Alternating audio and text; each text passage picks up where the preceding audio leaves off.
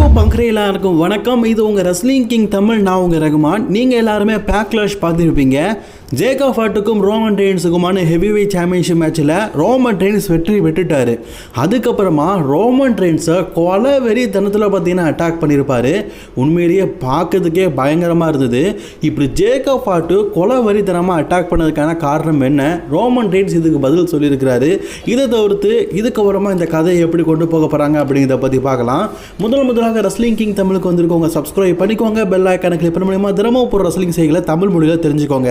Jacob heart நேற்றுக்கு நடந்த ஸ்மாக்டவுனில் Jimmy and J யூஸ்டர் சொல்லியிருப்பாங்க, நீங்கள் 2 பேரும் வரக்கூடாது அப்படின்னு. அதனால் ஜிம்மி அண்ட் ஜே யூஸ்டர்ஸ் வரல.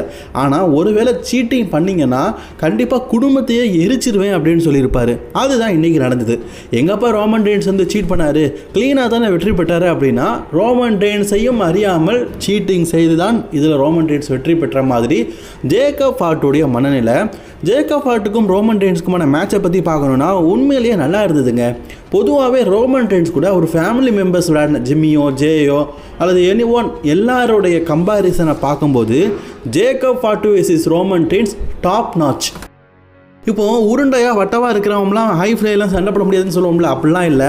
இவருடைய மூவே பார்த்தீங்கன்னா ஹை ஃப்ளை தான். தொடர்ந்து பார்த்தீங்கன்னா சண்டை போட்டுக்கிட்டே இருப்பார் ஜேக்கப் ஹார்ட்டு. ஜேக்கப் ஹார்ட்டோடைய ஸ்டெமினா அப்படிங்கிறது ரொம்ப அதிகம். ரோமனுக்கும் ஜேக்கப் ஹார்ட்டுக்குமான மேட்ச் ரெசல்மேனியா மேட்ச் மாதிரி இருந்தது. அந்த அளவுக்கு செம்மையாக இருந்தது. ரோமன் ரெயின்ஸ் பல முறையில் ஜேக்கப் ஹார்ட்டோ எப்படியாவது நம்ம வந்து வீழ்த்தலாம் அப்படின்னு பார்த்தா டாங்கான் மரணப்பிடி, அதாவது ஜேக்கப் ஹார்ட்டோடைய அந்த ஃபினிஷர் பேர் டாங்கான் மரணப்பிடி. சமூவன் குடும்பத்தில் தடை செய்யப்பட்ட அந்த ஃபினிஷர், அதை தான் இப்போ அவர் யூஸ் பண்ணிகிட்டு இருக்காரு. அதை ரோமனுக்கு போட்டு வீழ்த்தலான்னு சொல்லிட்டு பல தடவை, ஒரு தடவை 2 தடவை பல தடவை முயற்சி செஞ்சார். ஒரு கட்டத்தில் ரோமன் ரெயின்ஸால் அதில் நவல முடியலை. அதாவது டாங்கான் மரணப்பிடியிலிருந்து ரோமன் ரெயின்ஸால் வீழவே முடியலை. கடைசியாக ரோமன் ரெயின்ஸ் இதில் ஜேக்கப் ஹார்ட்டை வீழ்த்ததுக்கு ஒரு காரணமாக இருந்தது அந்த ரிங் கார்னரை பிடிச்சி இழுக்கும் போது அந்த சேஃப்டிக்கார பஃப் வச்சுருப்பாங்க தெரியுமா, அது கலந்து விழுந்துருச்சு.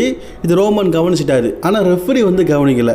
கரெக்டாக அந்த பஃப் இருக்கிற ரிங் கார்னரில் பார்த்தீங்கன்னா ஜேக்கப்புடைய முகம் பெரிதும் காயத்தோடு அடிபடுது. இதை பயன்படுத்திக்கிட்டு ரோமன் ஸ்பியரை போட்டு வெற்றி பெறாரு. அதாவது ஜேக்கப்புடைய மைண்ட் செட்டில் என்ன இருக்கும், அவன் சீட் பண்ணி தான் வின் பண்ணியிருக்காருன்னு. இதை அவர் வந்து கேட்குறாரு ரெஃப்ரி கிட்ட. அந்த பஃப்பை வந்து எடுத்ததுக்கப்புறமா அந்த கார்னரோட முகம் பட்டிருக்குது. அந்த நேரத்தில் தான் வந்து அவன் என்ன வெற்றி பெற்றிருக்கான்னு. என்ன ஒரு விஷயம்னா, அடி வாங்கின ஸ்பியர் வாங்கின ஜேக்கப் எழுந்துட்டாரு டக்குன்னு. ரோமனால் எழும்ப முடியல. ஏன்னா டாங்கான் மரணப்படி அவ்வளோ பெரிய உடும்பு பிடியாட்டும் போட்டிருக்காரு. அதுக்கப்புறமா தான் பார்த்தீங்கன்னா ரெஃப்ரி இல்லை, வெற்றி பெற்றது ரோமன் தான் அப்படின்னு சொல்லும்போது தன்னுடைய சுய ரோபத்தை ஜேக்கப் ஹார்ட் பார்த்துருப்பாரு. அதாவது அரங்கமே பார்த்தீங்கன்னா ரோமன் வெற்றி பெற்றார். சரி, நெக்ஸ்ட் ஸ்டோரிக்கு போயிடுவார்னு பார்த்தா விடலங்க, அந்த டாங்கான் மரணப்படியை போட்டு ரோமனே மட்டை ஆகிட்டார். எனக்கு ஒரு விஷயத்தை பார்க்கும்போது ரொம்பவே ஆச்சரியமாக இருந்தது. ஆச்சரியம் அப்படிங்கிற போது எப்படிப்பட்ட ஆச்சரியம்னா, ட்ரைபல் சீஃபே நீ இப்படி பண்ணிட்டியா அப்படின்னு. ரோமன் பல பேரை கதற விட்டுருக்காரு நம்ம சொல்லுவோம்ல, ஆனால் ரோமனையே கதற விட்டு அவர் வாயில் நுரத்தலை விட்டுட்டாருங்க. அந்த டாங்கான் மரணப்படியை கழுத்தை நெரிக்கும் போது, நம்ம கழுத்து நெரிக்கும் போது இடையே நுர தள்ளுடுடா செத்துடுவேண்டா அப்படின்னு சொல்லுவோம்ல, அந்த மாதிரி ரியாலிட்டிக்காக ரோமனுடைய வாயில் நுர தள்ளுற மாதிரி ஒரு சீனை காட்டியிருப்பாங்க பாருங்களேன். உண்மையிலேயே இது ஜேக்கப் ஹார்ட்டோடைய அடுத்த அத்தியாயம். நீங்கள் பாருங்களேன், ஜேக்கப்பை பிடிக்க எத்தனை பேர் பாருங்கள், சுற்றி ரெஃப்ரிஸு, அதுக்கப்புறமா ஜெனரல் மேனேஜர், இவங்களாம் இருக்கிறாங்க. ஆனால் ஜேக்கப்பை தடுக்க முடியலை. அதாவது ஒரு மிகப்பெரிய மிருகமாக இருக்கிறாரு. அடிபட்டு கிடக்கிறது ரோமன் ரெயின்ஸ். அவருடைய வாயில் நுர தள்ளுது. ஏடா விட்றான்னு சொல்லிட்டு எல்லாரும் வந்து நிற்கிறாங்க. ஆனாலும் ஜேக்கப்பை அடக்க முடியலை. ஆக்சுவலி இந்த மாதிரி ஒரு விஷயத்தை காட்டியிருக்கிறாங்களே, ரோமனை வீக்காக காட்டியிருக்கிறாங்களே, இதெல்லாம் சரியா டபிள்யூ பண்ணது முட்டாள்தனமான விஷயம் தானே கேட்டிங்கன்னா, பர்ஃபெக்டாக பண்ணியிருக்கிறாங்க. நான் அடிக்கடி சொன்ன விஷயம் தாங்க, ரோமன் நம்ம மத்தியில் எப்போவுமே ஸ்ட்ராங்காக தெரிவார். டபிள்யூபி ஸ்கிரிப்டட் ஷோ தான், பட் இருந்தாலும் ஜேக்கப்டோடைய பவரை ஃப்யூச்சரில் இப்போ ரோமன் ரெயின்ஸை கூட புத்த மாதிரியில் காட்டியும் அடுத்து அவர் யார் கூட மோதினாலும் ஜேக்கப் இப்படிப்பட்டவருப்பா அப்படிங்கிற பேர் இருக்கணும்.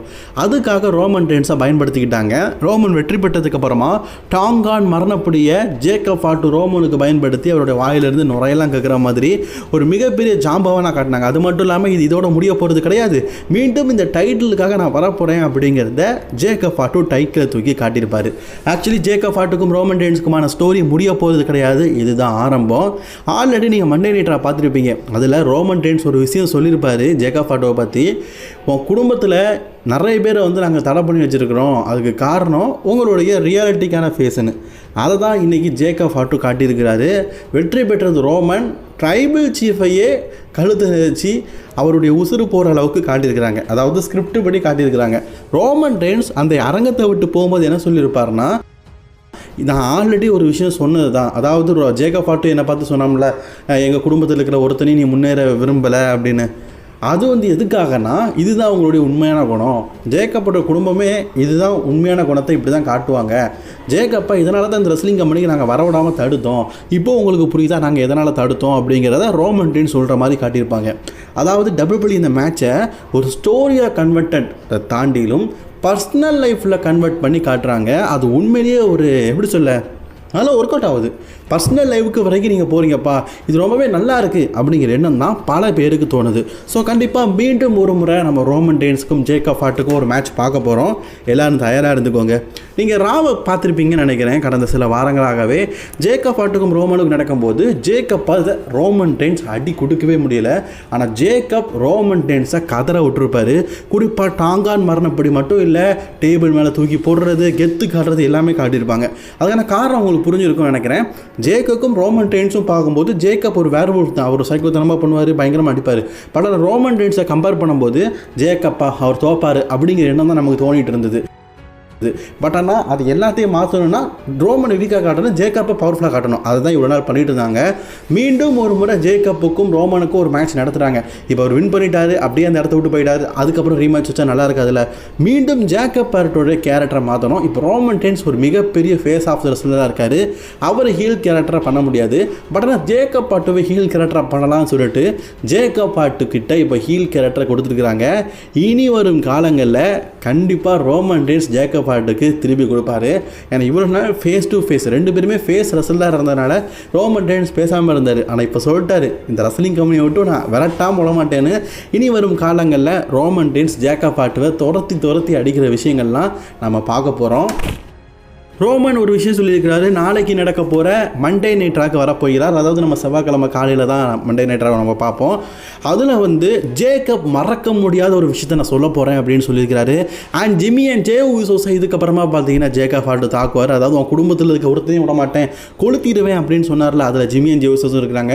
அவங்களுக்கு என்னென்ன டார்ச்சர் படுத்த போகிறாரு இந்த ஜேக்கப் ஃபாட்டு அப்படிங்கிறத தாண்டிலும் ரோமன் ரெயின்ஸ் ஜேக்கப் ஃபாட்டு என்ன பண்ண போகிறாரு அப்படிங்கிற எதிர்பார்ப்பும் ரசிகர்கள் மத்தியில் அதிகமாகவே இருக்குது. சரி, நான் உங்கள்கிட்ட கேட்குறேன், இன்னைக்கு ஜேக்கப் ஃபாட்டு ரோமன் ரெயின்ஸோட வாயிலிருந்து நிறைய தள்ளுற அளவுக்கு ஒரு செகமெண்ட்டாக பண்ணியிருக்காரு. WWE இந்த ஸ்டோரி நல்லா கொண்டு போயிருக்கிறாங்களா? உங்களோட கருத்துக்களை கமெண்ட் பண்ணிக்கோங்க. என்னை பொறுத்த வரைக்கும் பர்ஃபெக்ட். மீண்டும் ஒரு முறை ஜேக்கப் ஃபாட்டுக்கும் ரோமனுக்கும் இப்படி ஒரு மேட்சை பார்க்கணுன்னா இப்படிப்பட்ட தன்மையை மக்கள் மத்தியில் கொடுத்தா தான் ஒரு இன்ட்ரெஸ்டிங் உருவாகும் அப்படிங்கிறதுக்காக WWE பண்ணியிருக்கிறாங்க. உங்களோட கருத்துக்களை கமெண்ட் பண்ணிக்கோங்க. தொடர்ந்து வீடியோ பார்க்க சேனலை சப்ஸ்கிரைப் பண்ணிக்கோங்க.